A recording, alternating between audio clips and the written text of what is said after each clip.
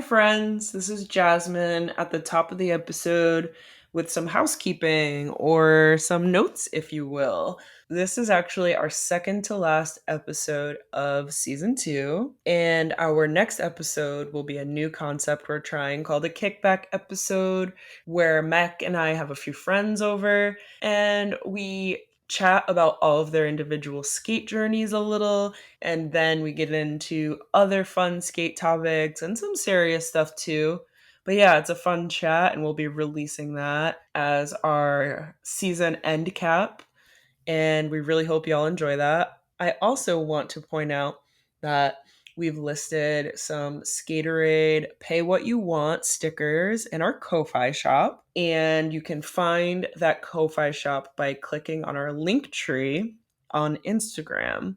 If you're able to purchase a sticker, it would be greatly appreciated. The funds will go towards us continuing to produce and create this podcast for y'all. And we also want to thank you for tuning in and listening. That support is also immensely appreciated. After our next episode, we'll be going on a bit of a break from posting, and in March and April, we'll be recording some new episodes that we'll be sharing with you in May.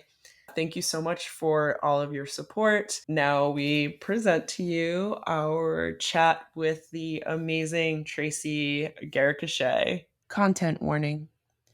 This episode makes mention of severe skate park injuries, so please proceed with caution and take care. Welcome to the Skaterade podcast. This is Jasmine. I'm Mac. And we're here with the amazing Tracie Garacochea. Care to introduce yourself? Yes, I'm Tracie Garacochea, and my sport is actually called WCMX, but I ride in a skate park in a wheelchair. Something that I want to say at the top of the episode to you after researching you and finding out more about you is so much of your advice and anecdotes have rang true to me and really speak to your perspective on all skaters being the same. We just approach park features in a different way. For instance, you've advised to look at fear from a different perspective, and you gave this example of looking at the bottom of a bowl versus the top. And that's something that I use all the time to kind of give myself that visual new perspective. So Yeah. when I read that, I just felt very, very connected to you and your point of view. Yeah, it's important because our brains will lie to us. They lie to us constantly. And yeah, I know that fear is there for a reason, but from a skater's point of view, when you're standing at the top of a bowl or you want to catch air off of something and you look down, it looks like you are at the top of the world, when the reality is maybe you're 3 feet high. Yeah. And so, it's best to go into that bowl or wherever you are and really look at reality. But then you get back up and it's the same thing all over again. You still think it's like 100 feet up, but now you really know what the reality is. And it's kind of, you also get a better look at what the transition is too. There's a spot in Venice, and everybody who's new there, and I so understand why, they look at it and they're like, oh my God, I can't do this. And I'm like, but you did this over this other side. I saw you do that, and you had it. This is the same. It just looks different from where we're standing. So let's, I said, next time you are down in there, look at it. And, some people will do it and some people won't, because who takes advice from somebody in a wheelchair? But actually, no, people actually do. One of the first questions we'll kind of ask people is if they can just walk listeners through their skate journey, kind of like the journey to where they got to where they are right now. How I got into it. I started my journey in kind of a strange way. I had been riding a trike, and I've been doing these 150-mile rides, and I always like to volunteer and do something. So I was volunteering with the cycling club with kids, and basically being a guide during their cycling and, keeping them in line and doing that. And you just fall in love with these kids, and, they all have their little wheelchairs, and they're however they're going to cycle, because everybody's body is different. And they were going to a skate park and having a picnic, and they invited me. And of course, sorry, I've got Luso here. And of course I went. Hi. This is Luso. Hi, so Luso. He's my youngest. And so I went with them, and one of the ladies there asked if I wanted to try her chair. And everyone's having so much fun. They're like, I don't know if I'm ready for a chair yet, because I was walking with the cane at the time. But I tried it, and first thing I did was fell over backwards, got back up and tried it in the skate park, and it was just love at first carve. And so then I had to wait 6 months for a chair, and I was off. And pretty much mostly self-taught, because that's kind of what you do. And the first thing you really need to learn is a wheelie, because it's the skill you need the most. And then from there, I just started, it turns out that this woman really wanted me to compete, because they didn't have enough women for this one contest. And so I just started doing contests, and I really liked it. Then I started, like, there aren't that many people, doing what I do with their wheelchair. So I started doing things with the able-bodied community and having a lot of fun. And nobody really cared that I was doing things differently in a wheelchair. And of course, you don't compete to win. And if you do, that's kind of a problem. But I was having fun, because when you go there, it's just about being with other people. And yeah, it's great to be on the podium, and it's great to have those little medals and everything, but not everybody can win. And so, oh, sorry. Not everybody can win, but yeah. I know, right? Sorry, Luso. Um,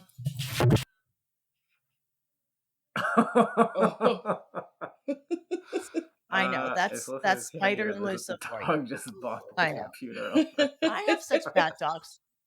And we lost the I video. know. I know. Wait, am I back? Yeah. You're back. I know. Oh, children. Okay, so. Oh my god. So yeah, I started competing. I started competing and having a lot of fun. And whether it's an able-bodied competition, or whether it's a WCMX competition, or whether I'm skating on my knees, because I just started doing that now. It's just about fun, and I'm having a blast. And did I go to the Do Tour and get on the podium? Well, yeah. And was I surprised? Heck yeah.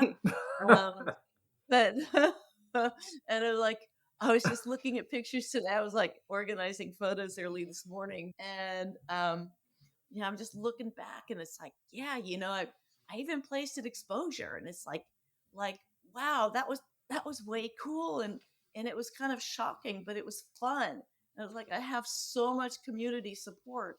Like, how can I not support all these people coming up in the community, whether they play in the park the same way I do or not? I play in a wheelchair, and yes, I do let people try my chair, because it's pretty darn special. So yeah, it's pretty cool to let people try to do what I do. Yeah, absolutely. Thank you for sharing all of that with us. It sounds like you really kind of just dove head first in. Like, first time you tried it, you were like, this is it. This is it for me. Well, yeah, because it was exciting. When you're riding a trike and you are on one of these long distance rides, the thing that people don't really get is you're sunny side up. That means you are looking into the sun the whole time, and you cannot see the things that other people see on their bikes. You're going past the ocean, but you can only see the fence that's at the side because that's at eye height. So there's just a different view. And so everybody's having this beautiful view and seeing the scenery, but you can't see what they're seeing.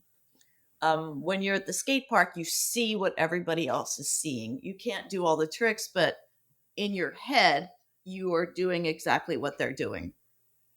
Sometimes I just take a trip in somebody else's body to do what I need to do. Mm-hmm. Yeah, I think your perspective on that is just so cool. I've read quotes from you in which you say that we're all doing the same things but differently, regardless of the types of wheels that we use. How did you find yourself adapting tricks from the skateboard world or from the BMX world to your own personal style of wheelchair skating? Because I feel like, it's a pretty young sport from what I understand. It is a very young sport, and the man who invented it goes by wheels. He does Nitro Circus, and most of the tricks were invented by him. I mean, I do have one trick that's my own, um, and I haven't seen anyone else do it, but I'm sure he can do it because he does everything, and he's absolutely like wonderful. Um, but it's fun, and it's a lot of things that I have done have been by accident, or it's kind of like, hey, someone will say, do you think you can try this or that? And it's like, the thing that was crazy was riding rails, because it seems I dangerous, bet. but I really have never fallen off a rail. I've fallen at the end of rails. It's so much fun, and it's not like a roller coaster. I really don't like roller coasters, but it's just this magical feeling, this magical slide. And it's I don't know. I can't even tell you the feeling of it. It was just like the thing that I really think is different about my skating and my style, and it's just like a skateboarder. I have my own style. Everybody's got their own style. When I fly off of the side of a bull, I take my hands off the wheels, and a lot of people won't do that. And I did it by accident. And someone said to me, you took your hands off the wheels. And I said, well, is that bad? And they said, no, no, that's really hard. And I'm like, well, I didn't even know I was doing it. And I think it's just because, like, wow, this is so much fun. And it's, do the same thing. And it's just kind of, and that becomes your style. It's like anybody on roller skates, or anybody on a BMX bike or a wheelchair or a skateboard. You have the things that you do automatically when you skate, and that's what I do, and that's your style, and that's where your style points come from in competition. And it's also the joy when you skate. I'm sure that does come into play in a competition, because it has to, right? If you're happy with what you're doing, it usually shows through in a competition. Just a guess. Yeah. What made you want to compete? I didn't. I did not want to compete. I I did not want to compete. I competed at first because they needed more women. There was a contest, the first contest that I was involved in. They needed 10 women, and so I was number 10. Unfortunately, that year I broke my wrist a couple weeks before the competition. But I still, I No. went and took photos. It was all good. And then it's just kind of, it's about fun. And now, because I'm a little bit older than the other kids, at 62, um, it's more about me wanting people to know what can be done as an adaptive athlete, and someone a little in the older years can do these same things. Like, everything is possible. It's about the joy you bring to it. And the other thing, the other reason I want to do this is because people need to know that if you have good equipment, like a good wheelchair, that you can play, that you can do these things. And I also raise money for this organization called Challenged Athletes Foundation. And they help give grants to kids and adults all over the world for sports equipment for adaptive athletes. And that is probably the most important thing to me right now, because everybody needs to play. Everybody. That's how we learn as kids. And if a child has a good wheelchair, they can go play, and they can go out and they can play softball, they can play football, they can play any game they want to that an able body can. They can do it differently, and they should have that opportunity. And the chairs that they are able to get through insurance are not doing the job. And I Yeah. think that's primarily what I want people to know, is that we need to do better for the disabled kids and adults than just an insurance chair. There's so much joy out there. We all should, it should be available to all of us. Definitely. To help listeners understand on a basic level, what would be the key differences between a chair that insurance would cover versus a sport chair or a skating chair? Well, the chair doesn't really have to be a dedicated sports chair when they're really young, because they really don't know what they need. There are chairs that are like a hybrid chair. Um, the basic chair that I would think of for a kid is one that has front casters that actually have a mechanism that the casters can bend. The chair is solid, which means that it won't break. My skate chair is made of aluminum. It fits me. It's not, it doesn't break down. It doesn't bend. The wheels do come off. They're wheels they're lightweight, so that the wheels can come off and the parent or whoever can take it and, take the wheels off and put it in the car. But it doesn't fold up, because a fold up chair is something that's, if you're playing, it could fold up. And, that's kind of not optimal when you're playing. But something that's solid. Wheelchairs that are given by insurance are usually something that you can adjust with a screw. And, the chair I'm talking about is made for the child, and it's pretty solid. Yeah. And the things that I have noticed is that the chairs are passed from one kid to another, because you know how the kids grow. These hybrid chairs can be passed to another kid as they're growing up, so that somebody else can get use out of that chair too. So, I mean, there is a place for insurance chairs, but in sports, and that it really helps kids grow and learn and makes them stronger. So I don't know, should insurance pay for it? But thank goodness there are places like Challenged Athletes Foundation that will help provide. They also help with um, limb differences. They help with prosthetics too. We'll be sure to also link, to them in the show notes, so folks can follow up, and check it out. Yeah, I actually used to work in adaptive recreation for a few years. And so a lot of what you're saying really hits close to home for me, and just some of the things I saw and kind of experienced. And, all the things you're naming that are important for kids around play are true. And then there's also this component of like self-discovery and like self-efficacy, Right. and feeling confident in oneself. And it's hard for kids to be confident in themselves when their equipment doesn't fit and they can't play to the best of their ability, especially if they want to compete or are playing a sport. Like I've seen that really challenge folks a lot too, of just like the lack of resources around some stuff, and how not having the right equipment can be more detrimental. So not more, but like can be detrimental in its own way sometimes. Right. And the other thing about having the right equipment is, I'm going to be in New York in a few weeks, and the subway system there is Cool. really not optimal Oh, for somebody who uses a no. chair. Not But even if you can close. get down those stairs,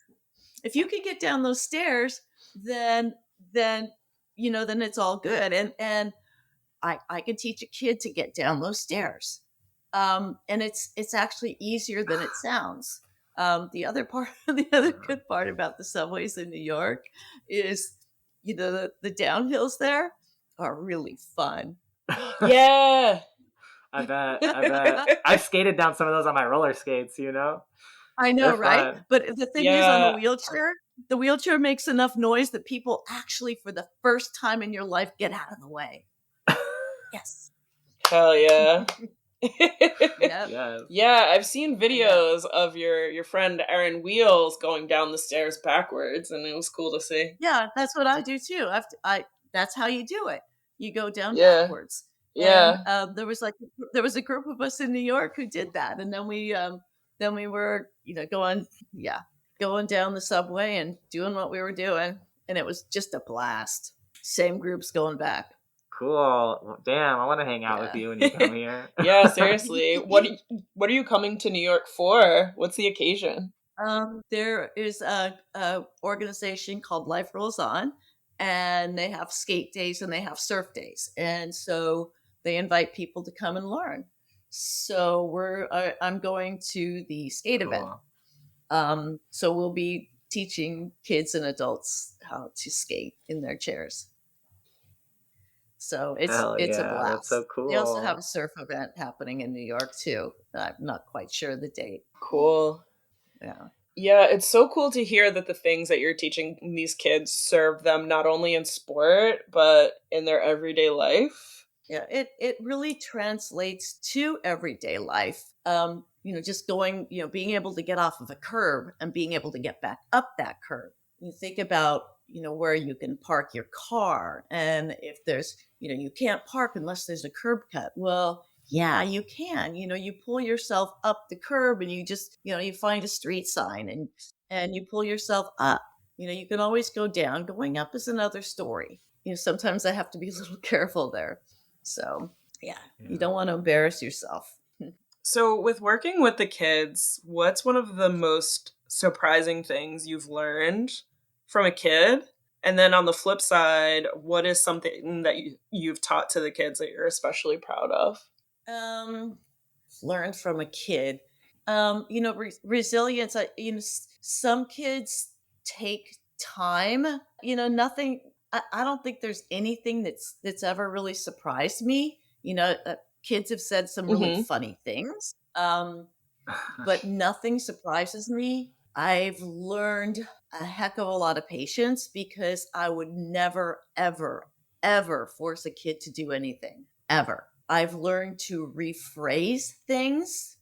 I have learned to have kids think about things. If they want to try something, you can start thinking about it, and then you can decide. Because if you start out with a wheelchair, there's a lot of fear anyway, because parents have instilled a lot of fear in their children with wheelchairs, especially when they have safety things on the back. And everybody's different. And it's like, I've learned mostly and I've always known it, that everybody's an individual, and they need to be treated like individuals. We're not cookie cutters, which is why I prefer like one-on-one situations. You can't always have it, but I like to get to know the kids, um, and how they respond before I really want to get into something difficult with them. It's like I really want to learn how to motivate different kids because everybody's different. So there's no hard set fast rules for teaching a kid anything. They're all different. Yeah. It's kind of it's like standing before a classroom, and we've all been there, and you're not, you're in a math class and the teacher's like this is the blah blah blah blah blah, and you're the kid in the class who doesn't get it, because you need to learn a Yeah. different way. You need to be shown like maybe Been there. backwards instead of forwards. And it's kind of, Mm-hmm. kids need that opportunity, and they can't verbalize Yeah. what they need. So it's like patience is the key. Trial and error. Yeah. I feel like even just hearing you say that is like soothing me. Yeah, it's like the problem is there can't be too much error, because when you start making mistakes with kids, they don't trust you. So hopefully, Mm, with kids, you go as fast or slow as they tell you to go. Especially with kids in chairs, because they have these little safety things that are really not safe. hmm.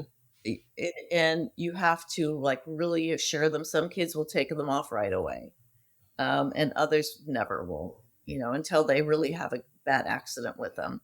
So yeah, just everybody's an individual. Let's just go with that. but we knew Yeah, that. I love that. Yeah. Yes. Yeah. I feel like people have such a propensity for trying to like lump, groups together, and like I think especially with Yeah. disability stuff, it becomes a much more complicated conversation because everyone is so different in the disability community, Right. especially. But it's often, I feel like, an Yeah. identity that is like so stigmatized and misunderstood, and like sort of, like Well, there's no dignity of risk, like you're saying, like kids being afraid and stuff. Like, yeah, go ahead. right. And it's kind of, they need to be soothed in different ways. And the thing that I Yeah. wish the most is that their parents would kind of leave us, leave the coaches Mm-hmm. with the kids. Well, I guess they have to trust us Mm-hmm. first. The program that I work with, and with USA Skateboarding, is we've all gone through this program called Safe Sport, and basically you learn different things about kids and what to look for, and you learn manners. You learn the manners that I learned as a kid. You learn them, as an adult. Um, but Mm-hmm. it's yeah, I look at some of these like skate schools or whatever, and the kids are all lined up, and you've got to do it this way, and you have to have that. And a lot of it's trial and error. I have this girls group at the Cove. It's not actually my group, but I make sure that I show up there for them because everybody needs an adult that's there, that's not their mom or dad. And if they're sending their board down the side of a bowl and they're doing it over and over again, they're learning something. So let's encourage it. It's kind of, they are learning something.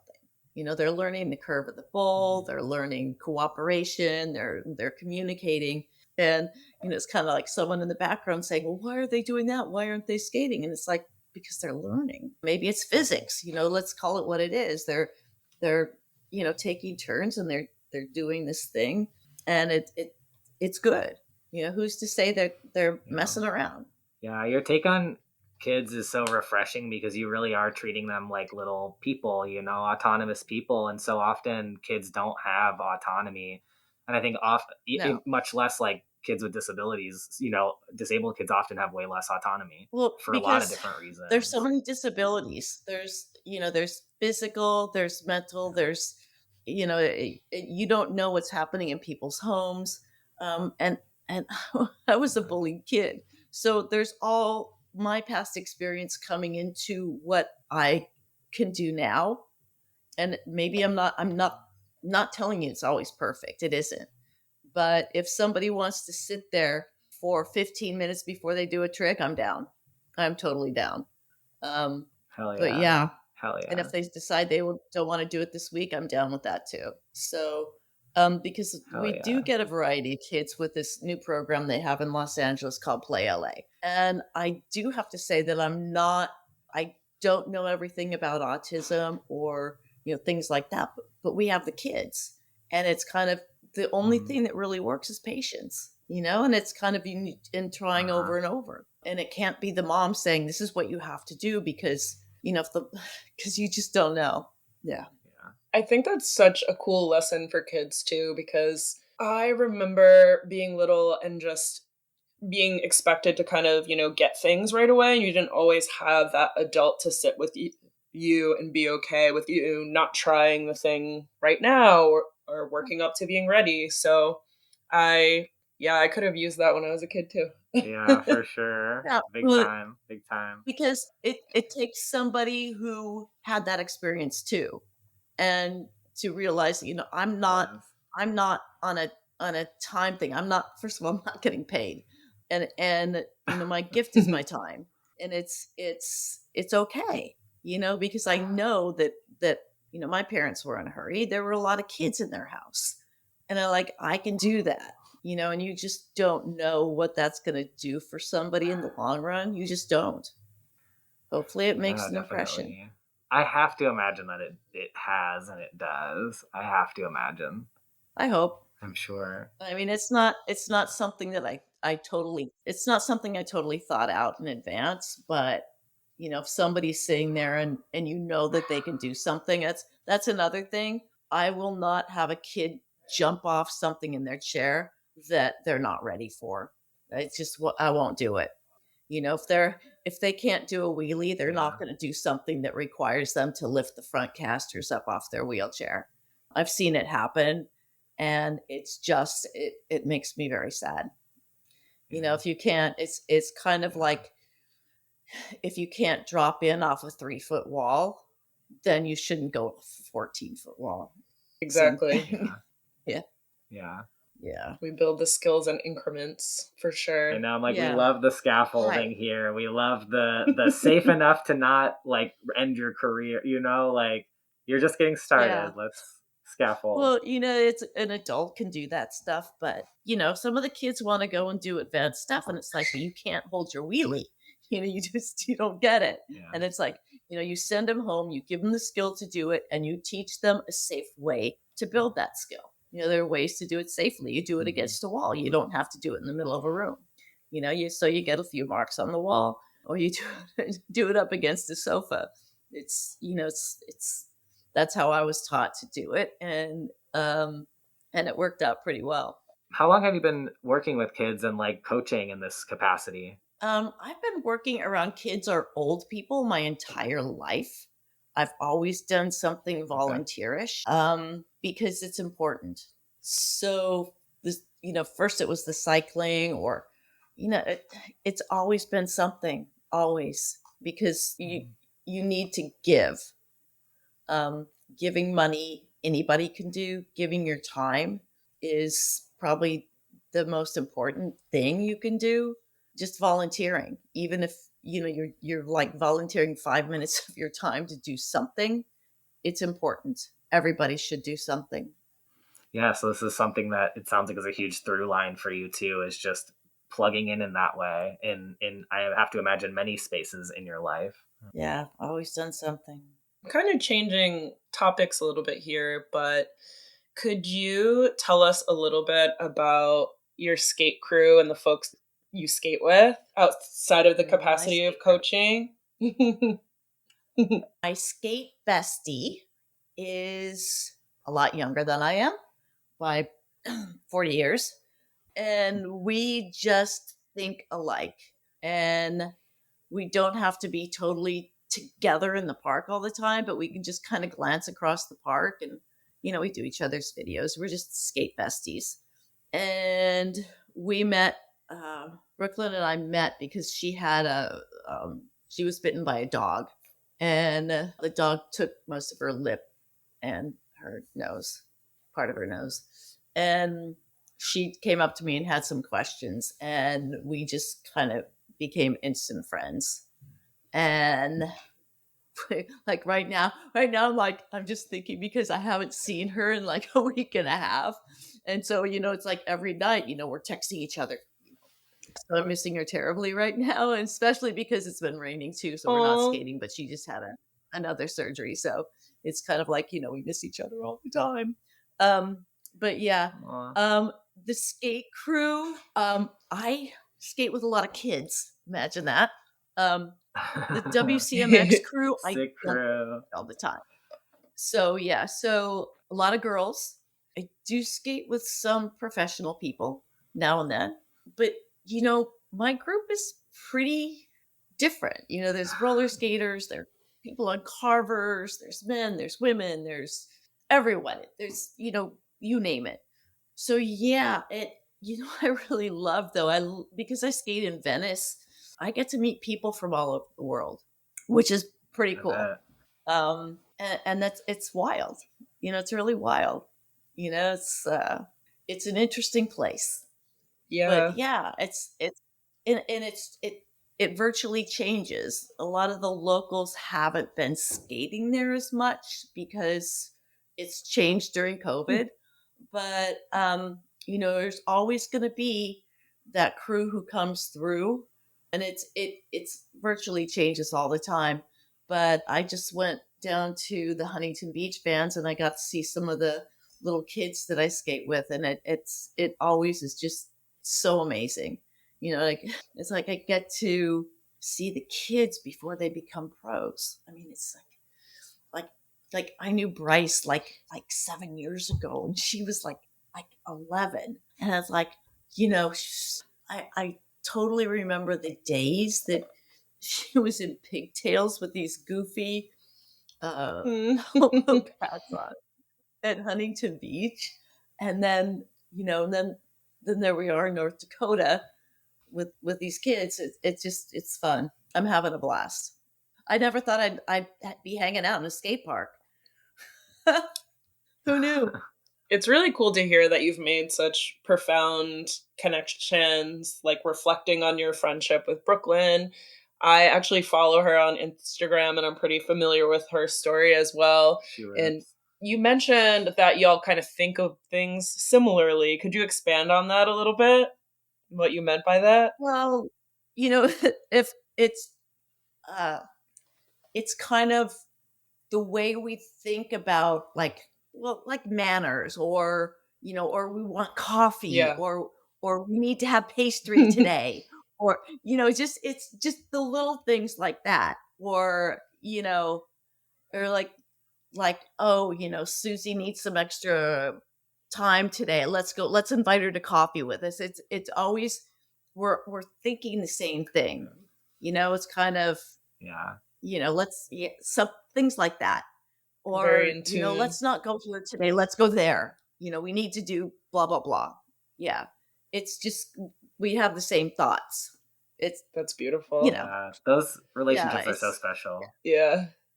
yeah. Speaking of ways of thinking and manners and all that good stuff, from what I understand, you're really good at acquainting people with the flow of the bowl and skating together safely in the bowl. And that's something I'm Where super did you hear curious that about from? because I just read I've that in my actually got research. Did I make it up? okay, no, because I've actually gotten in trouble for this. Okay, I've gotten in trouble for You this, have? but I have. Yeah. And it's kind of like, because I don't do it nasty, I'm like, when people first come there, I will say, you may not want to drop in from over here, because people don't see you, especially like if you're short, because Venice kind of has this slant to it. Um, and it's like people won't see you. And I'm like, there's nothing worse than getting hit and getting broken. But Yeah. if you go to a different skate park and you are Mm-hmm. a regular in a skate park, the first thing I personally do is I look what the skaters are doing and where they're going from. And, and I like, you take turns and you don't. Well, a lot of times people will stand in certain places or they'll do certain things so that you can't see the flow of the park. And it's kind of like if you tell somebody, if you stand right there, they can't. Blah, blah, blah. And it's like some people, it's like, again, it's like, seriously, I'm just explaining this for safety purposes. Don't take Right. offense to it. But yeah, it's kind of, if somebody's coming from a blind spot, and some of these people in Venice are like, they fly. I mean, we have Yeah. some really amazing skaters down there. And we have some amazing people that come to visit that are just wild. But if you don't look before you go, and you don't see that little kid in the end, Mm-hmm. yeah, because we got a lot of kids too, like it's Yeah. kind of, yeah, people have said, oh, you're bossy. I'm like, me? And so I asked my husband, I said, am I bossy? And he's like, he started laughing. He's like, we've been together 35 years. Am I bossy? And he's like, huh? What? No. No. Yeah. Because as somebody that mostly skates on half pipes like myself, understanding the flow of the bowl from a local would be super helpful and it would alleviate a Yeah. ton of my Oh, it's anxiety. kind of, So I hope that people appreciate it. well, no, I mean, it's kind of, I'm more than happy to show someone the whole entire freaking snake run, or like show them who's the Mm-hmm. best person to watch. Because I don't want anyone to have a bad time. Some people do not want that. But yeah, a lot of people, they just want to do what they want to do, even though it's going to cause somebody, you know. Sometimes I will tell somebody not to stand in a certain place and say it's because of this, but really it's because someone might hit them there. And I don't want anyone to be like seriously offended, because there's certain spots Yeah. you're definitely going to get hit. Yeah, I know. But I only do that at the local park here. I don't, yeah, it's dangerous. Venice can be very dangerous. Yeah, it seems like there's kind of a faster flow there too, from what I've It just kind of seen in videos. Yeah. Yeah, I would be the intimidated by snake run. skating Venice for sure. Oh, Yeah. no, come on. I'll show you. Hell yeah. If you come with me, I'll go. Yeah. Then Yeah, I'll definitely I'll go. get you through it. Yeah. Hell yeah. Hell yeah. That's cool. So, your perspective on skating is unique in that you see all forms of skating as essentially the same.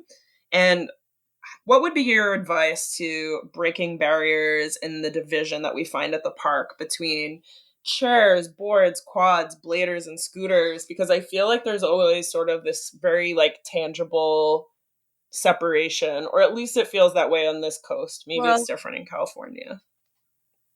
no, there's definitely, I think that people on skateboards and roller skaters and what are the four in a row? What are those called? Blades. Blades Blades, or inline. wheelchairs. Yeah. Yeah, inlines. Those are wheelchairs. Those are all pretty compatible, right? Those are all very compatible. When you start adding the scooters and the bikers, Mm-hmm. the scooters tend to Changes the do game. this thing and it flies. A lot of kids tend to do that with their scooters. Um, Venice doesn't allow them, and the reason for that is somebody was impaled by one and died. I What? have vision issues, and I am at handlebar height. Children are at handlebar height. Same with bikes, handlebar height. They also tend to leave indentations in the cement in parks, especially in Mm-hmm. pool coping, if they're not taken care of properly, the scooters and the bikes, if they're not, you know, the correct ones for a park. Who's going to Mm-hmm. watch that? I don't know. I know that at the Vans Yeah. Huntington and at the local Cove Skate Park here, they have a night set aside for the bikers, which is perfect. They like it because they can jet from one side to the other. If you're on a skateboard, you cannot get away from them. I'm assuming it's probably the same way for somebody on skates. Same thing with the scooters. They go by so fast, and these things, and they can really cause a lot of damage. The problem I really see is who pays for that damage? Who is, Mm. when somebody gets hit with one of these scooters, and we've all seen the accidents here. Yeah. It's damaging. Teeth are expensive. A lot of kids will come down to Venice and they'll still ride their scooters even though it's not allowed. Who's going to be responsible for the accidents?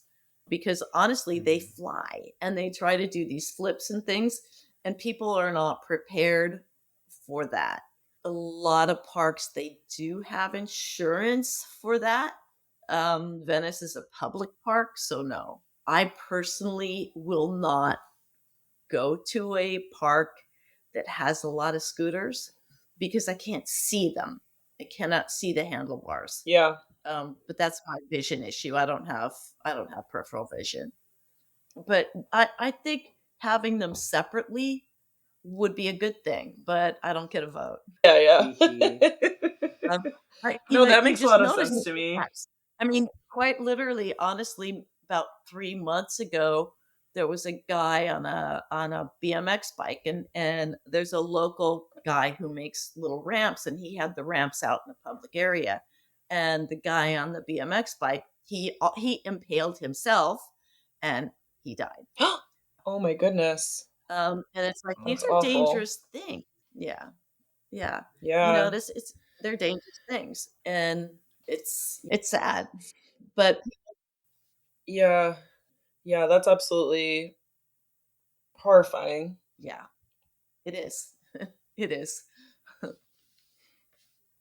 Okay, so this is kind of an abrupt and change of topic. So, in reference to your suboptimal eyesight, I would imagine that there are certain things that you have to do by feel when you're skating. Could you tell me a little bit Yes. about that, like how you negotiate coping and the surfaces of the Uh, park?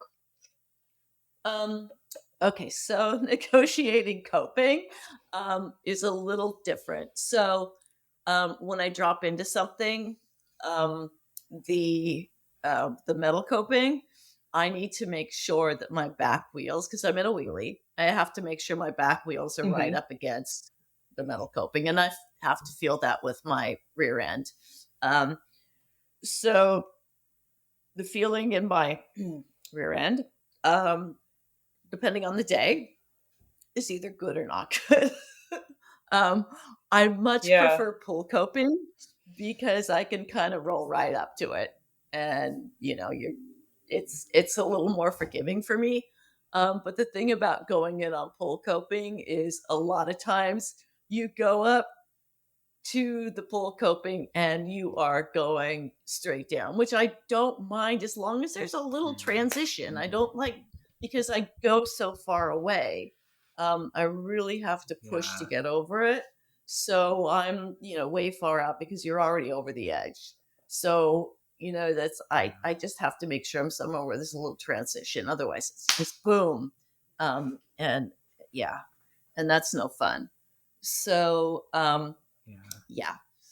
Um, that's how that one works. When I do stairs, I count them. Just count. And sometimes I forget.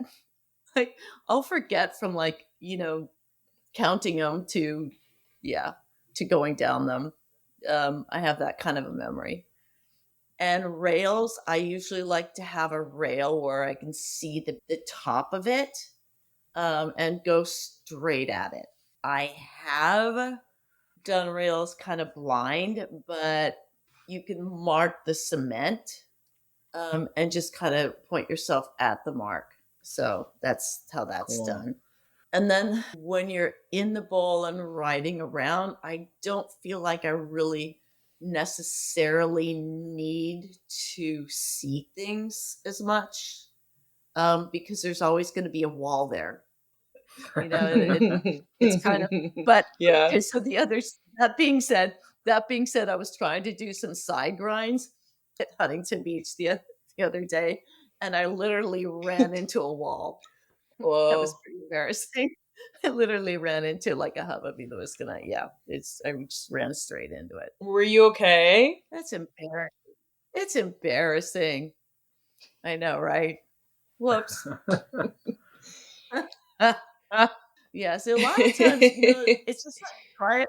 A lot of times it's trial and error, and you just have to do this thing over and over and over again until you just get it. With the eyesight, and then Yeah. it's just kind of memory. I can't believe I Yeah. ran into a Yeah, wall. the way Oh man.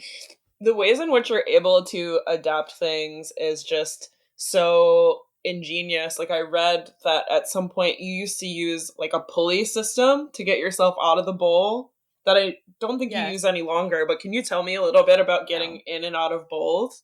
Well, that one wasn't actually my idea. That was my friend Catherine. It was my friend Catherine, and it was just kind of like climbing rope, and the little with the big hooks. And honestly, I laugh at that now because where we were getting out was like 2 feet. And it was for us to look back now, and I'm like, "Oh my gosh, how funny were we?" And it's yeah, that's funny. Yep. It was just a couple of feet, and now I'm up on that same ledge on one wheel. Life. Uh, What a memory. That's amazing to hear about that progress. Yeah. Seems like yesterday. Aw. And then also speaking to the accessibility of parks, like I know there are so many different types of disabilities and different needs that folks have. What are your thoughts about maximizing accessibility in skate parks? The thing about accessibility is there are so many ways to be accessible. My first thought is there needs to be a Mhm. good bathroom because in Venice you can't use a For sure. disabled stall because people are living in them. Um, That's kind of the most Oh. important thing for me. For me, accessibility means that you can get into the park. And that is all I expect. What would be nice is if when you're in that park and there's a quarter pipe that you can actually fit your wheelchair on top of it so that you can utilize them to get speed. Because a lot of these quarter pipes, these wood ones, are made so that the wood is cut in so many pieces to utilize that piece of wood. That's how the tops of quarter Mm. pipes are made. Cement parks are now getting it, and they are hopefully making more space in the parks. My thought is that not everything is for everybody. Just like a regular skater or biker or whatever, when you go to a park, you can't do everything there, nor can I. But you go to different parks to have a different experience. And if I go to a park and I find something that I love there, I am incredibly happy. So, there's parks that, I wish that some things were different, like I could fit on the hubba so I could Mhm. ride down it, or if they're a ride on rail. Now, those are something that other people would like too, but I'm not going to find them in every park, and I don't expect them. But if we put these ideas out there for the park builders, there's another thing that for me as a wheelchair user in a skate park I would like somewhere where I can get speed and get to the obstacles close. I Mhm. like obstacles closer because I need the speed to get through those Okay. things. Some of these parks are so long, like at the Dew Tour. That park is so long that by the time you get to an obstacle from your dropping, you've already lost your speed. It's things like that. But my preference is really transition. I like park, but I'm only allowed to skate street, I guess. In competitions, it seems to be what they're doing, and I have no Oh, I control see. over that either. So, Oh, really? yeah. So yeah, What? those are things Why? that I would like. But it's Yeah. again, you cannot change it so that everybody can ride out of a bowl. Instead of asking for help or being able, I can stand up and climb out of a bowl. I use my toes because when I put my feet down, it's very painful. Um, so yeah, there's things are just different for everybody, and everybody wants something Yeah. different. So can't have it all. Yeah, it sounds like for you it's about like being able to access the space more than anything, and then it's kind of what you do with that space is kind of up to you, is kind of what I'm hearing. Yeah, but it would be nice if, it's all nice if you can, Yeah. if there are things you can do, like at my local park, there are things that I would love to have changed, but they're not going to do it, and I Yeah. have no control over that. Let's say we have a listeners who maybe want to know more about how to participate as a wheelchair user from wherever they are listening. Do you know much about how people can kind of get involved or find a local scene? Is there much of that available? Um, how do people get connected with each other? Um, well, first they can, just kind of go online and find maybe someone, Instagram's always good for that. If you, look at WCMX, people are always getting messaged. Um, Life Rolls On has a program, and they've been going to places. Um, Challenged Athletes Foundation has information on their site about different programs or different organizations. I'm sure that if you Google it, I haven't been asked this question since COVID, so things have really changed since then. So I'm not exactly sure. A lot of people will just take their regular chair and go into a skate park. Um, this, Okay. so uh, you always get what you want, right? You're going to do it one way or another. Yeah, it's always best to maybe find somebody in your neighborhood or, just ask somebody because you're going to need a good chair. Uh, yeah, that's a tough one right now. Yeah. From what I understand, the WCMX community can be a little scattered outside of events. Like there It's aren't very scattered. it, Yeah. yeah, yeah. We don't even have a list of people. I don't think there's a list anywhere of people that I know of. Um, yeah, we need to organize. Yeah. Is there anyone in the community that you know of that is sort of working towards that type of organization? Not that I know of. No, sadly enough. Okay. I mean, I Mhm. know, I know. It's just kind of you need to put yourself somewhere where you find somebody like-minded. And honestly, I think the best tools we have right now, Facebook and Instagram, and just Google WCMX and maybe find somebody and like message them. And if they're in there, maybe they can point somebody out locally. It's like I actually went to Colorado to train somebody, but she was a Whoa. Wow. downhill skateboarder, but that was kind of random. Very cool. Yeah. So, hopefully programs are going to start up again. So I know that one of your biggest goals is to be a Paralympian, but to my understanding, currently WCMX is not part of the Paralympics. What do you think it would No. take to add it to the lineup? Well, I was kind of hoping that that some organization would like help us grow. Unfortunately, that hasn't happened in the timeline that I had been thinking, and I just will not take that down from my Instagram. I was kind of hoping LA it would happen. I might have to redo that goal and maybe just go see my friends skateboarding at the 2028. It may not happen in my lifetime. We need to really grow the sport, and that's honestly what we need. We need more people riding their wheelchairs in skate parks. We need more WCMX riders. That's what we need.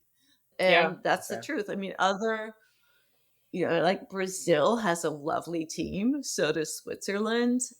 Some of these other countries, England, Germany, Sick. they've gotten it all together. But on the other hand, they're smaller. They're smaller places, and their communities are a little more put together. Our community is spread all over the United States, and we don't even have a Facebook group. Yeah, we really have to do something. But yeah. But on the other hand, a lot of these countries too, they support their athletes, and this sport is expensive. Between if you want to Mhm. get to a contest, first you have to be invited, and then you have to pay for it. Hmm. Um, and the chairs are a little pricey. I'm sure, and I'm sure traveling with them is potentially difficult as well. Well, traveling, what you do is you travel with those for free. If you're disabled, you can get to bring your sports equipment, and you just roll that right up to the airplane, and they put those on by hand. Hell yeah. Okay. So I've never really Oh had hell an yeah, that's issue awesome. traveling with my chair. So knock on Yeah. wood. So another question that I have is about WCMX kind of elementally. So from what I understand, the sport takes from skateboarding as well as BMX bike riding. Are there certain athletes in the sport that are inspired by more one than the other? Like how do people sort of formulate their styles as a WCMX rider? The style. Okay, first of all, it was named by Aaron Fotheringham, um, and he started the Hmm. sport as a kid. He followed his brother Ryan, who was a BMX bike rider. So basically, the sport was styled after BMX. It kind of is a cross because it is in a skate park. I kind of because I am so close to a lot of skaters, and not, I'm not allowed to ride with the BMX riders in the parks that I go to. So I'm with a lot of skaters. So I don't consider myself one or the other. I just ride a wheelchair Yeah. in a skate park. If I say WCMX, nobody Mhm. knows what the heck I'm talking about, which is fine. Um, so yeah, and I don't think the style can be, the way Aaron rides his chair. Yeah, he's more like a like DMX because he does all these incredible things on his chair. Um, and his his twisting double back is unbelievable. So yeah, he's more BMX. I go for more style, more dancey. So I'm probably more styled, more like a roller skater. I don't skateboarder. I don't Yeah. know. It's kind of hard to say. So yeah, I think it's just the way you ride your chair. Yeah, we're all different. We're all different. My skill level is probably will not get like that because I have a lot of hardware in my neck. Mm. Yeah, neck stuff especially can be limiting at the skate park for sure. 'Cause you got to Yeah, have your head on a swivel too, and then that's yeah. you're really Head working with doesn't turn. a Head lot, doesn't. and yeah. Yeah, Yeah, because Aaron does all those, like you said, the double backflips, and it's really cool yeah. to With all watch those, him. It really oh my is. god. Yeah, it's yeah, and he just keeps adding and adding, and it's just amazing. And not only is he just doing the tricks, but he does them with style. It's not just like I'm going to do a double backflip. There's the element of Yeah. style that goes with it. It's not, they're well they're really well done tricks. Let's talk about some of your tricks. Can you share with some of the listeners? So you mentioned like you have a trick that's kind of like yours. Can you share a little bit about that and share about some of the things you Um, enjoy doing? well, my trick, and I know you're not supposed to name your tricks, but nobody named it for me, so I did. I know, right? Did you know that? You're not supposed to name your own tricks? Okay, but I did. Yeah, So yeah. I call my trick. You did know that? Okay, so I call my trick the ricochet. And so what it Okay. is when you go and you go up a wall. So you're going up the wall, and you when you come back down, most wheelchairs come down and they're out of control. And so I didn't like that look. I'm like, okay, that's not really good. You've got to be able to do this where it looks okay. So I would go up the wall, I came back down, and I turned it into a 360. And I'm like, okay, Whoa. well, that's okay. Well, so Like right at the transition? so yeah, 360. So Yeah, now I'm cool. like, okay, well, still that's yeah.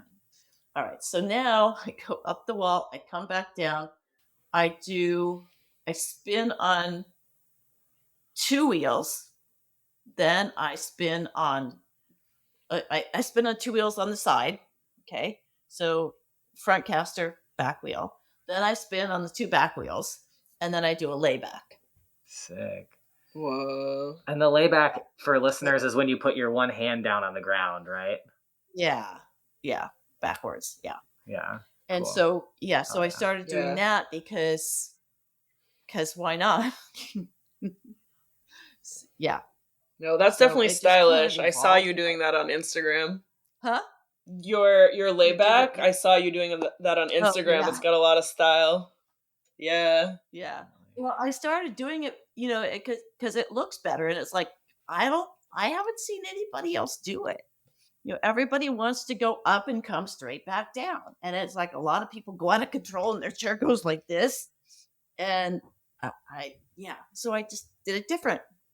That's all, and so that's my little trick. And since my last name is Garacochea, that it's the ricochet. Ah, I didn't even I realize that. That's so know. sick. Hey.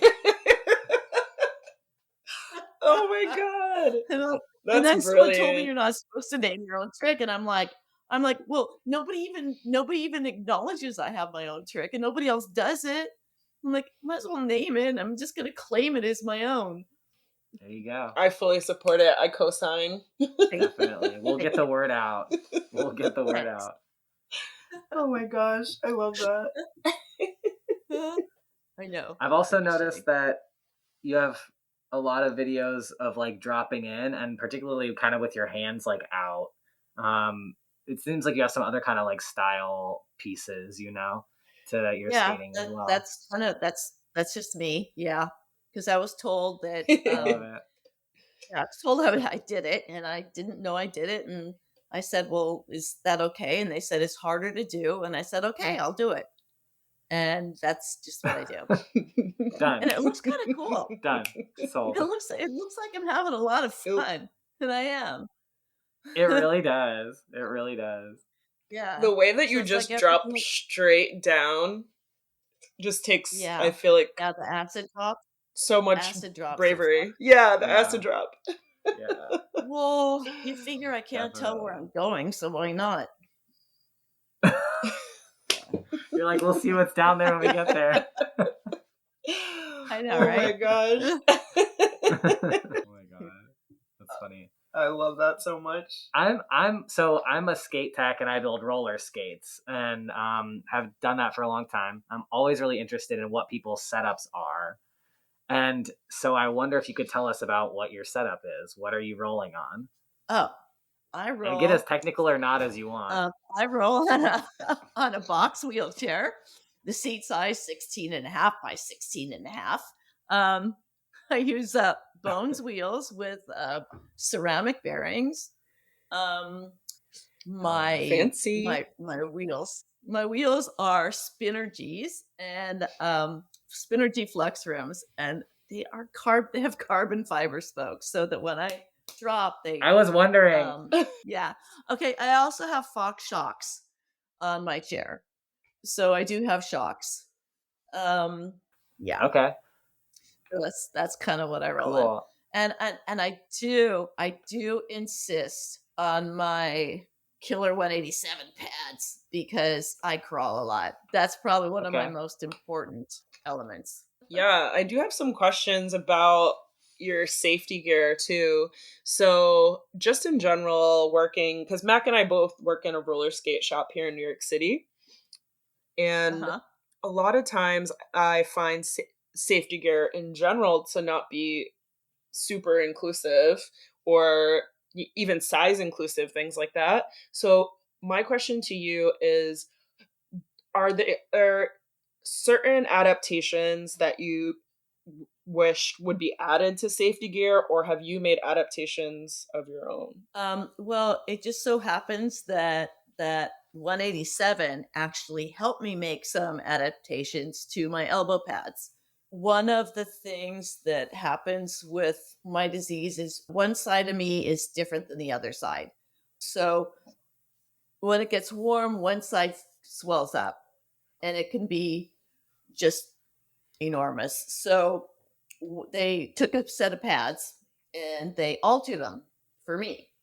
They have also done things for some of my amputee friends, people with limb differences, and they've done things for them as well.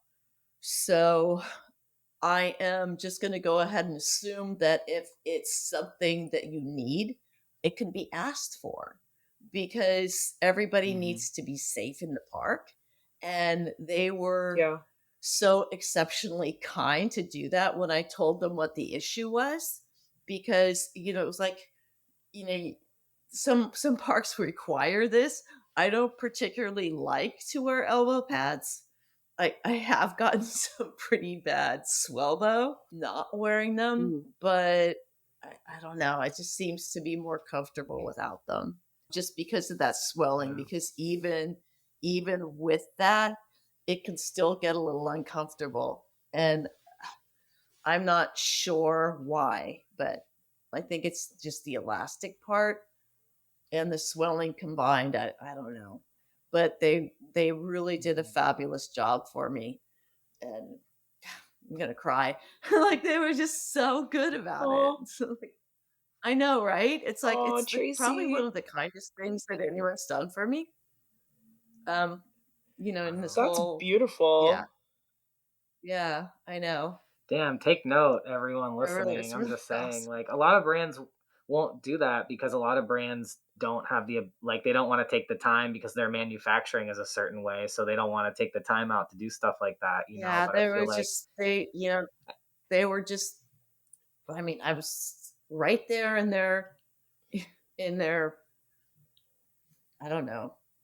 Not it's not an office. yeah, that's so sick. Their That must be their facility, their entire factory, whatever it is. yeah, yeah, right there. Yeah. And I mean, they didn't do it right there, but they did the measurement, and it was just, you know, it just it was awesome.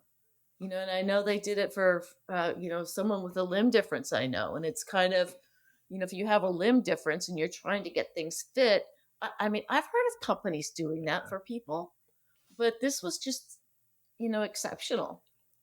I'm so glad you had that experience. Yeah, that makes me really Yeah, it was happy. great. Good job, 187. Yeah, wherever you are, Yeah, 187. Good job if you're listening.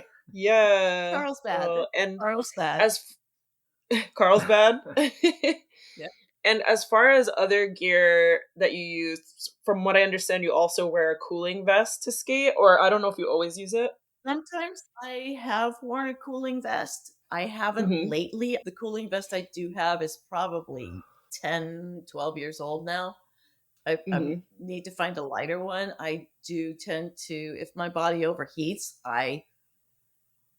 it pretty much shuts down, and I don't like to Okay. put that on anybody because they're going to call an ambulance. There's going to be drama, and so I need to Mhm. start doing that if I'm not skating on the beach because then it's kind of like COVID. Everything's limited, and I am limited Mhm. to Yeah. cool weather. Yeah. Thanks for Yeah, reminding there's me. also something to be said. Yeah, definitely. There's something to be said too for kind of like knowing yourself and enough to kind of do what Yeah, you're I saying, which know is sort of that like taking responsibility for yourself at the park in a way. I do. I do definitely take responsibility for myself because yeah, sometimes people don't even notice. Like I'll just be sitting down and like dying and nobody will notice. Damn, That's scary to think about. I know. Whoa.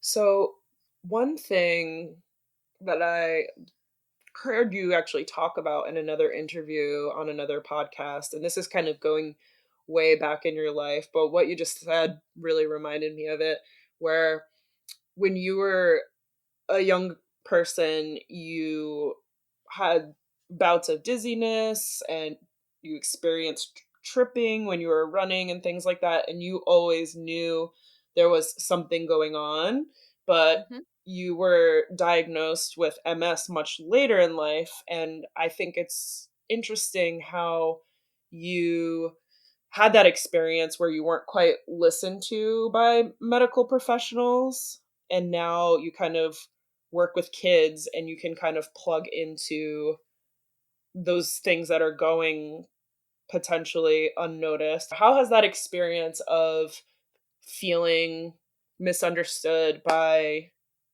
the healthcare system impacted your view on the world and the way that you interact in the world? I never put that together with the kids, but now my understanding of the medical profession is so much different now that I'm older. I don't really trust that what they tell me is going to be correct or what is best for me. Yeah, Mhm. I should have learned to challenge authority at a younger age. When you are smart and you are told that you are not, you should not listen. I know what's going on in my body. I own it. yeah, Even now, I can go or talk to my doctor and they will say things to me and they will say, well, that shouldn't be happening, or, this is going to happen or that's going to happen. And, they're already telling me that they are going to do something when I'm 65. And my thought on that is, Mhm. how do you know what is going to be happening in my body at 65? I'm only, see, how old am I now? Oh, okay, wait, I'm 62. How 62? do you know what's going to be Yeah. happening to me? What is this Yeah. great thing that you have going in your brain that I don't? Um, and so, Yeah. it's kind of, I know that I probably should go to another doctor, but with MS, you're very limited on who you can choose because most of the doctors are full. Um, so you just Yeah. kind of like, okay, I'll deal with that when it comes around, or it's kind of like, nobody likes to be talked at, or here, we've just had this appointment and this is how we're going to end it. We're going to do this to you and this to you and this to you, and we're going to stop doing that. And it's like, you feel like you have no chance for feedback because you've just used your half an hour. Like, it's like, Yeah. okay. Um, but yeah, it's still, you just can't trust these people. You really have to go with how you feel. And so that's going to be the first thing I bring up at our next meeting, is because it's like, I'm not going to forget what you said. Um so yeah, you really have to learn to advocate for yourself in the medical system, even though they tell you otherwise. And they're like, the disease I Mhm. have wasn't easy to diagnose it to begin with. They didn't really have the tools Right. back then. They didn't even have anything to treat it with. So I'm almost grateful, um, because who knows how I would have handled it then. I knew something was wrong. I also knew I really didn't care because I had things to do and just dealt with it. It was probably a good thing. Mhm. Yeah, like that medical dynamic can be so tricky, and I think the more and more um, that the medical system continues to operate sort of as this like mill of just like bringing people in and churning them back out with these like short appointments and stuff, the more it is this thing where it's like, and you add that doctor patient sort of power dynamic, Exactly. it's really hard to feel any sense of like autonomy, especially when you're someone dealing with stuff that isn't super straightforward or super clear cut. Um, Doctors don't, I feel like, have the time or the patience or sometimes even the training to like go there with you. I feel like I've experienced people just like either slapping diagnoses on me or just being like, no, basically, or like, there's nothing we can do until XYZ thing happens. And I've had a lot of my own Right. like chronic health stuff and doctor shit. Um, and Yeah. yeah, it's very easy to feel like you said, you can't really, there's no rebuttal time. You don't really have a sense of autonomy No, you have to wait in until those next time. spaces sometimes or with your own care. Yeah, Yeah. fully. It's very frustrating. And I want to say too for listeners, for folks who deal with chronic health stuff and need to kind of be a part of that, the medical system, or even for me as like a trans person, I'm kind of dependent on that medical system. It takes a lot of energy to navigate those systems with the frequency that some of us have to navigate them. And I personally find that a lot of people in my life really don't understand that either, and don't really understand yeah, just how much time it can take out of your life to even like have to go to a bunch of appointments if you have ongoing medical stuff too. And I think there's a lot of skaters that I've heard from that have chronic stuff going on, but it's not really a conversation I hear about in our communities very often, to be honest. Yeah. I normally just don't talk about it with people. It's just kind of, unless people ask. Yeah, yeah, I feel that. Yeah, backpedaling a little bit to the beginning of your journey. But I would love to hear a little bit about how you started to embrace being a wheelchair user and how you were able to transition from your previous experience of sport in, I understand you were a gymnast and a runner. What has that journey been like? Well, it really hasn't been awful. It's actually been pretty darn smooth because um, most of my life has been change. I didn't know why. I mean, I met my husband playing golf, but yet I can't play golf now. Um, my hands were one of the first things that went. I was a sculptor, yet I can't do that now. I do other things. Mm. So life has been just a series of changes, and the wheelchair was just another one. What really helped was the discussion I had with the woman whose wheelchair that I tried for the very first time. And it was explained to me that a wheelchair is just a tool. And, it's not, there's no shame in that game. It's actually been so freaking amazing because with MS, there's a lot of fatigue. And it's not fatigue like you could take a nap and it's going to be gone. That's not what it is. It's the kind of thing where your body just doesn't want to move. Your body's just done. And so using that chair helps enormously. It saves me a lot of pain in my feet, and it saves me Mhm. a lot of fatigue. The time it took me to go to a grocery store, because the speed of my walk was so very slow, I can do it in half the time. So yeah, it was a good change, and it was actually pretty darn smooth once I did it. My wheelchair's pretty cool. It's really Yeah. cool. Yeah, I think it's unfortunate the way that mass media or people out in the world will refer to folks as being confined to a wheelchair, whereas that's just not the way that it is. Like, it is a tool, and it actually allows you to do How about being more. bound? When someone says being bound, I just Yeah. see like Bound. somebody Yeah. like strapped Yeah. under. Like, no, you know what? Yeah. Yeah. It's neither here nor there. It's kind of like, the way I turn that around is I saw my grandparents' terminology, change as the world has evolved. It's kind of like the language we use Yeah. when we refer to other people. It's always evolving, it's always changing. um and so that's what's changing, and that's another reason for me to be out in the parks, or doing a marathon in my chair. It's because I can, and because people need to see that. And what we need to Yeah. do is put more people in chairs in mass media. It's kind of like this is the last Mhm. frontier for us. It's absolutely incredibly sad that it that we're so underrepresented. It's just, Yeah. Yeah. no, No, Absolutely. that's real though. it's because we're the sports are just really ramping up now. So hopefully, Yeah. this will really help wheelchair users get out in the community now. Um, there's Yeah. football. They're playing football in wheelchairs. It's like seriously. Who knew That's so basketball was a cool. contact sport? So yeah. Yeah. Yeah. I'm just very struck by.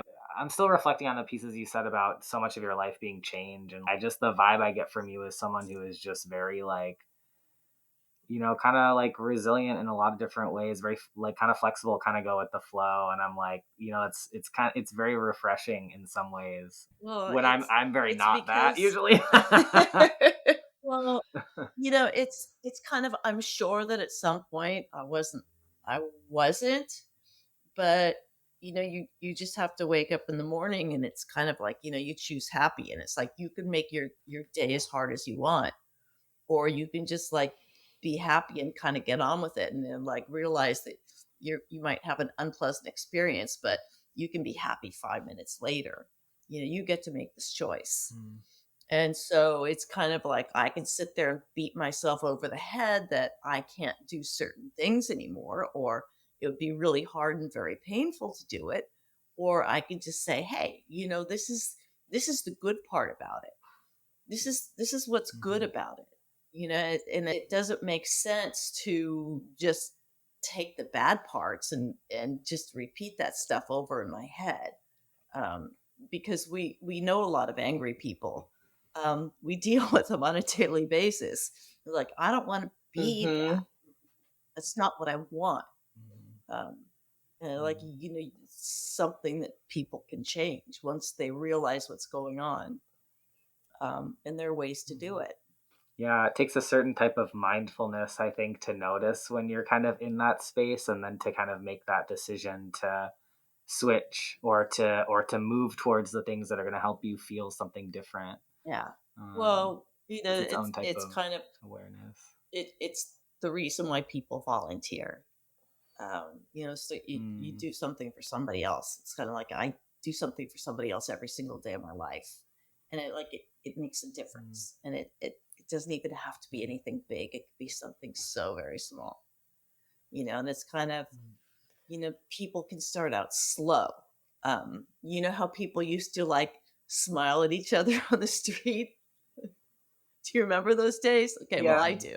So, Oh yeah. so I still do too. I love that.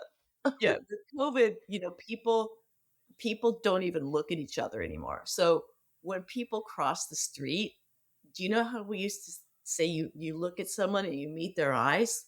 People don't do that anymore. So in order to make sure, when I'm stopped in my car and somebody crosses in front of me and they put their foot down, I start waving. The other day I got to the skate park and I was so excited. 3 people waved back. Tracie. It just made my day, because usually it's 0. Yeah.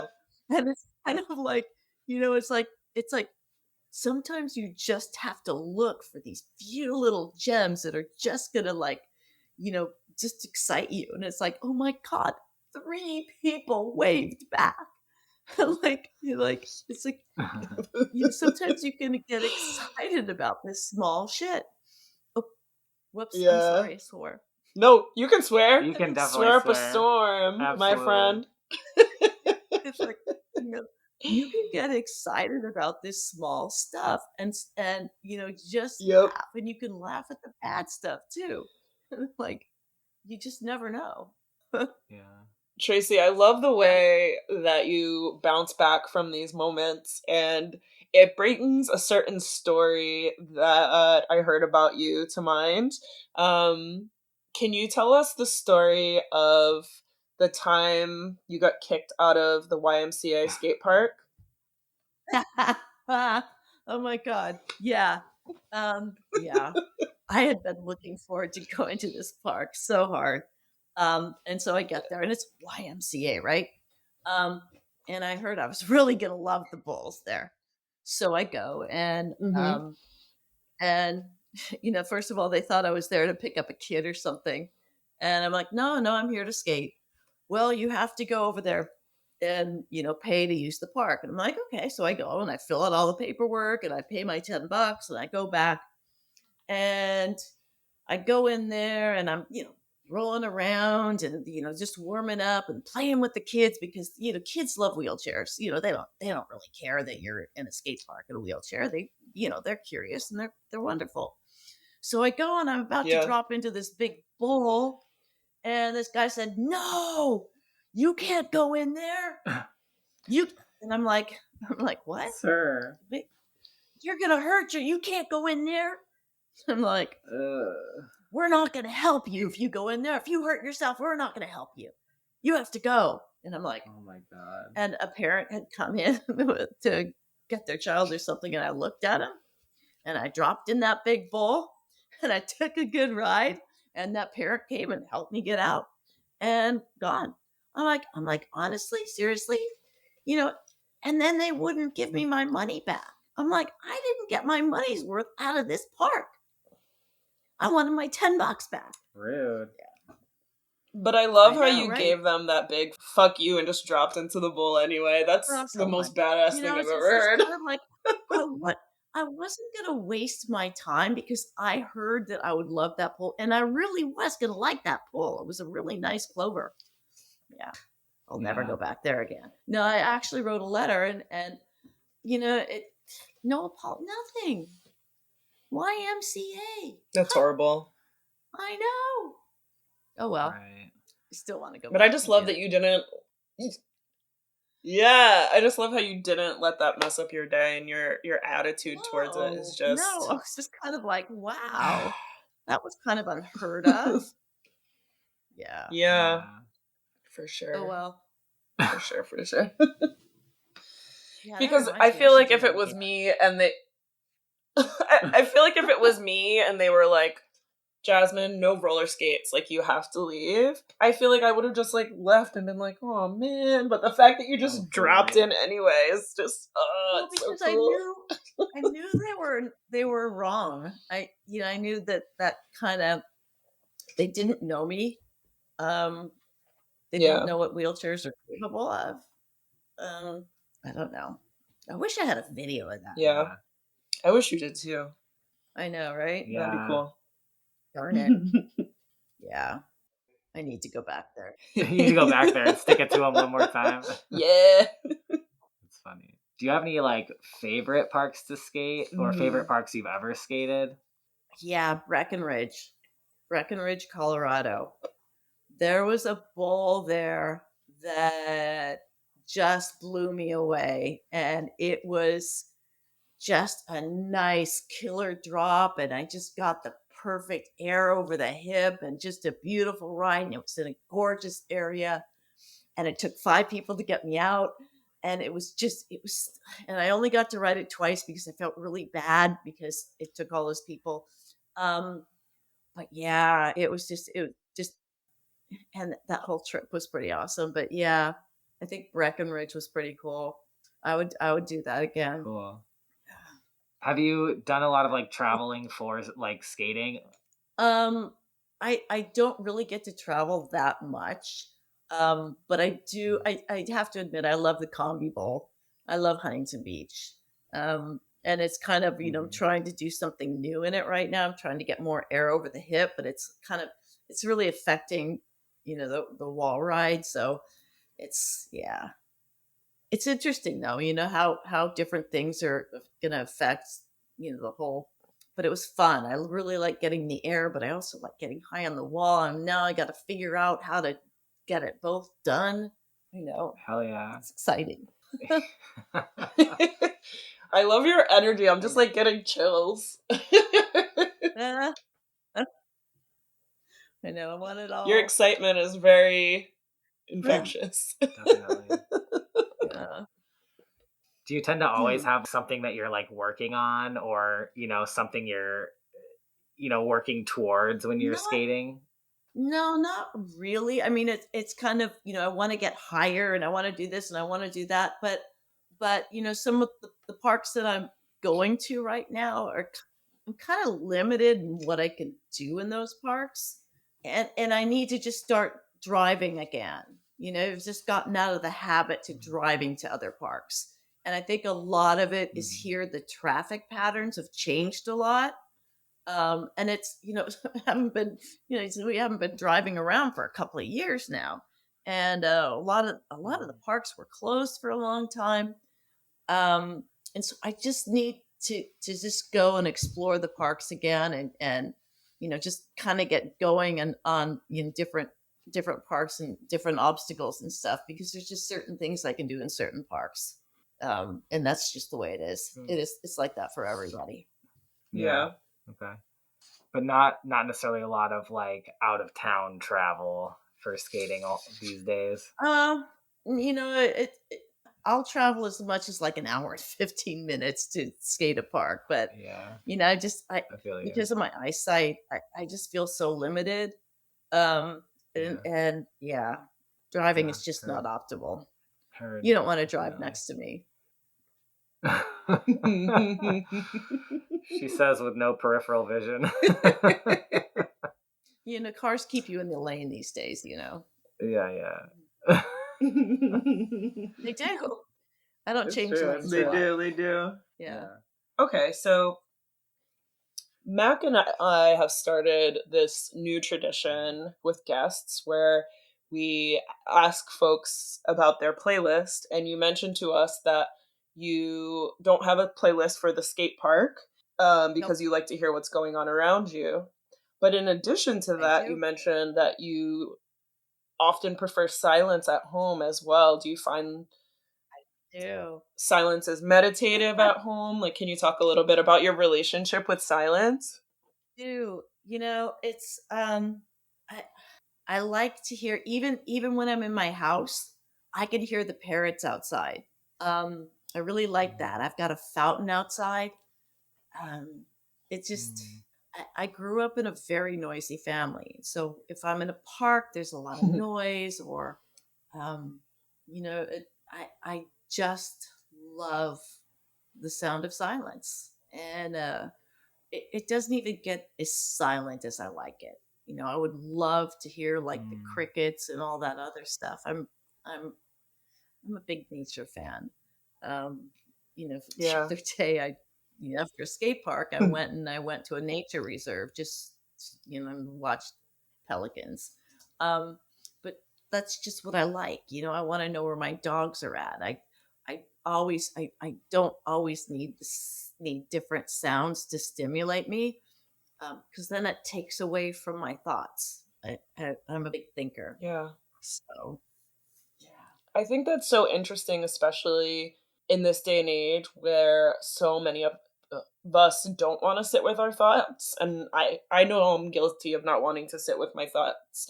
And I want to listen to music, or like I fall asleep with the TV on. But I do find that when I embrace the silence, that I can actually get a lot more done and I absorb a lot more. But it's an art for me to be able to get to that place. So I think that's very cool that you're able to kind of There's zero always in on that. sound. Yeah, there's always Yeah. sound. It's kind of, when I'm at the park in Venice, there's always the ocean, or if I'm in Mhm. Huntington Beach, there's a hawk that hangs out there. Uh, it, Cool. there's always something. Yeah. Hmm. And I can't help but hear an artist's perspective in what you're saying, and you are an artist. So I know that previously you were a sculptor, but you have transitioned to photography. Can you talk about how your art has served you emotionally? Um, well, emotionally, that's where you put the bad stuff. I mean, if you look at my sculptures, you could tell that I went through some pretty rough patches. My art currently um, is just about being able to see things a lot of times, with the photography, because I don't see that well. So, a lot of times it's just on autofocus and I can see it when I get home. Um, Currently, Yeah. I'm like painting backgrounds and putting, my Oh, photo transfers into paintings. So, there's always something, and that serves a purpose, because that's almost like doing sculptures, putting things together. And that seems to be the skill that I had with the sculptures, putting things together. Not necessarily painting, because I really don't hold a brush. I'm actually using a sponge, because I can hold that. wow. I would love to see your work. Hmm. Is it up anywhere? No. No. No. Just a private collection?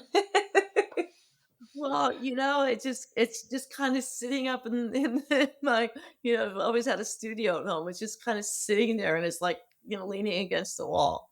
So I don't even know what to do with it. It's just there. Yeah, just so right now, listeners, you can't see it, but behind Tracie, she has a series of shadow boxes that are filled with different medals that she has received. And are there other items in there too, other Oh than yeah, medals? yeah.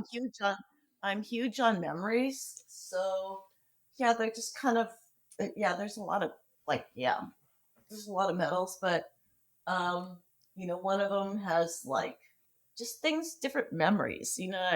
I've always collected Yeah. little things.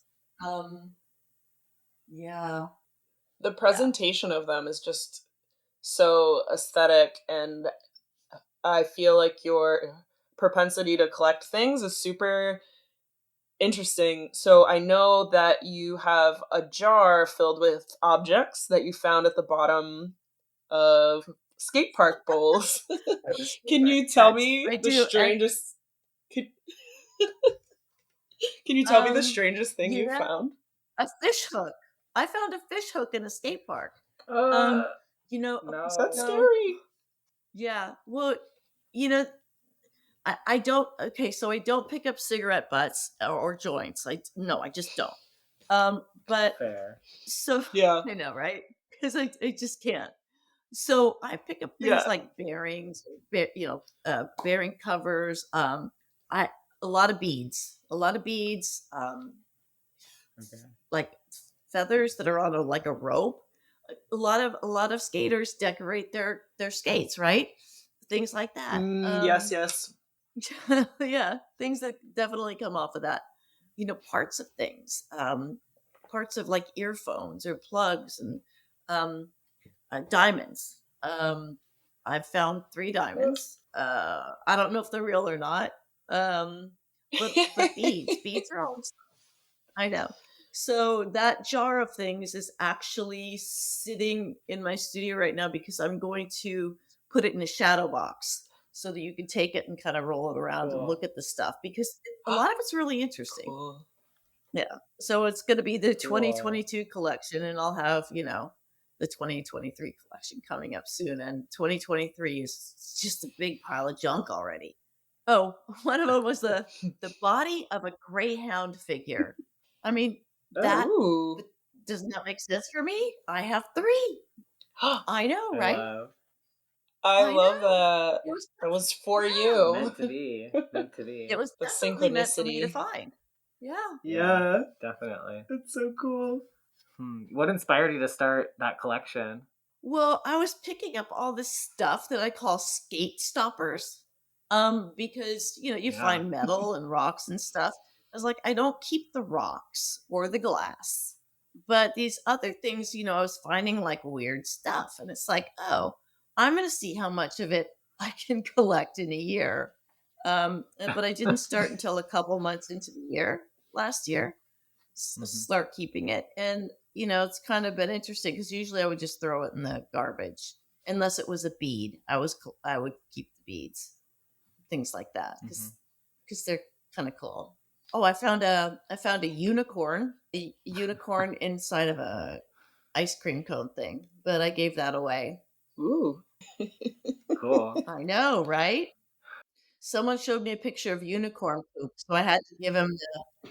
If someone shows you a picture of unicorn poop and you find a unicorn, the unicorn belongs to them. Yeah. Definitely. Definitely. Yeah. Undeniably, yeah. Yeah. Yep. 100%.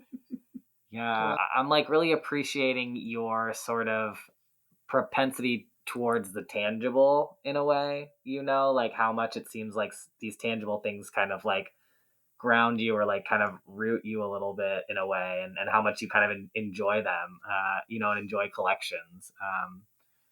I really appreciate that. It's fun. Have you kind of always tended towards the arts, like even as a young person? Were you interested in collections? Yeah. I've always like made things, collected things. I used to collect sea glass and seashells, so I have a ton of sea glass, but I haven't walked on the beach in ages, so it's kind of hard to get. If I had, Sure. I can't believe how much crap I'd have. Now I just collect stuff in skate parks and call it a day. Tracie, when you're at the skate park and you're just in your flow in a bowl, what does that feel like for you? Freedom. It's freedom. Yeah. It's like anybody Period. else, same thing. Yeah. So I've got to feed my husband. He should have been fed at 6. The care and feeding sorry, of a husband. Oh Okay, no. yeah. All right. So, yeah, we can definitely let you go, of course. Do you have any parting words for our listeners? I'm a woman of very few words. Absolutely. Yeah, I respect that. I do too. Yeah, I feel that in a big way.